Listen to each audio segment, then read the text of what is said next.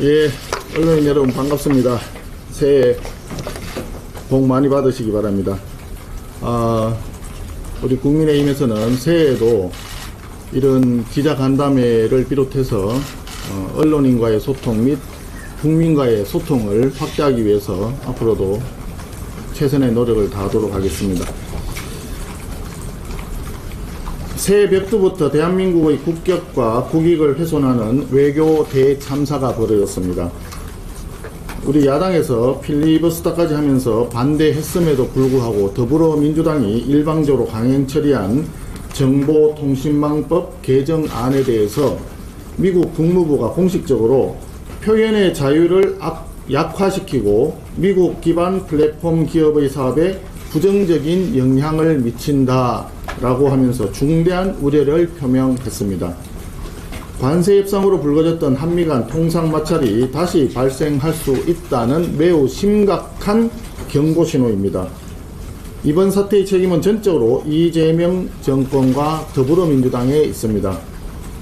언론단체, 학계, 시민사회가 일제히 언론 이틀막이라면서 강하게 반대했음에도 불구하고 더불어민주당은 비판에 귀를 닫고 일방적으로 입법을 몰아붙였습니다. 특히 이재명 대통령은 우리 국민의힘에서 제2요구권을 행사하라고 건의했음에도 불구하고 아무런 답변 없이 무시했습니다. 이재명 대통령은 국민의 입을 틀어막는 반인권 폭거와 한미 외교 갈등의 주범으로 떠올랐습니다. 이재명 정권은 한미 관세 협상 실패로 환율 폭등을 초래하더니 이제 국민의 언론 비판을 억누르기 위한 졸속 입법으로 통상 위기를 스스로 자초하고 있습니다. 새해 벽두부터 경제 실패에 외교 실패가 겹친 총체적 국정 무능을 입증했습니다. 그나마 다행이라면 아직 법 시행까지 시간이 남아있다는 것입니다. 지금이라도 위헌적인 정보통신망법 개정안을 원복해야 합니다. 우리 국민의힘은 국민의 입을 틀어막는 독소조항을 제거하기 위한 개정안을 조속히 마련하여 발의하겠습니다. 원내 현안에 대해서 몇 가지 말씀드리겠습니다. 이해훈 갑질 논란입니다. 이해훈 기획예산처 장관 후보자의 보좌진에 대한 갑질과 폭언, 정말 할 말을 잃게 만듭니다. 집안의 사적 심부름과 고성, 폭언이 일상이었다는 증언이 나왔습니다.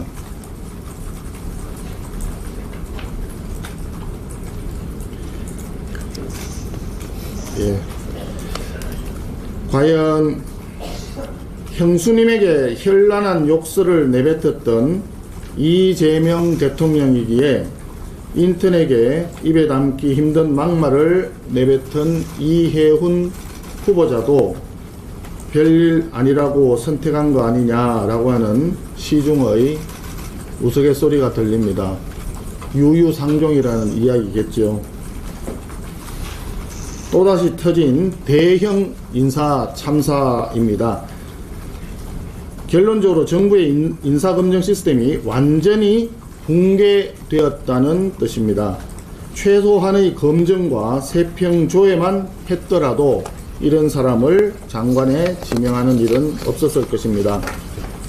갑질의 여왕 강선우 여가부 장관 후보자, 막말의 제왕 최교진 교육부 장관 등 이재명 정부의 트레이드마크인 인사검증 실패가 이해훈 후보자에 이르러서는 드디어 활용점정되었다 할 것입니다.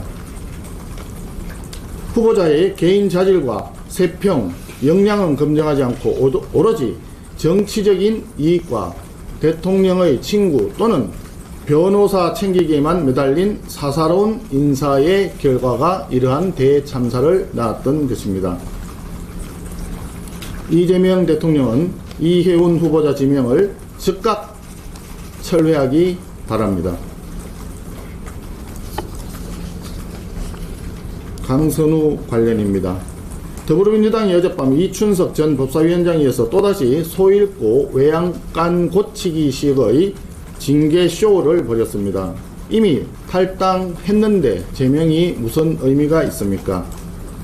그런데 의아한 것은 이춘석, 강선우, 김병기 등 소위 친명계 의원들에게는 발빠르게 징계쇼를 하는데 최민희 과방위원장의 결혼식 금품 수수 의혹과 장경태 의원의 보좌진에 대한 성추행 의혹, 여기에는 철저히 눈 감아주는 정청래 더불어민주당 대표의 이중성이 문제입니다.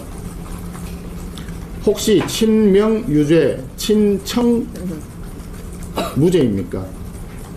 더불어민주당이 야밤의 징계쇼에 진정성을 입증하려면 정청래 대표의 최측근인 성추행범 장경태 의원부터 즉각 제명 조치해야 합니다.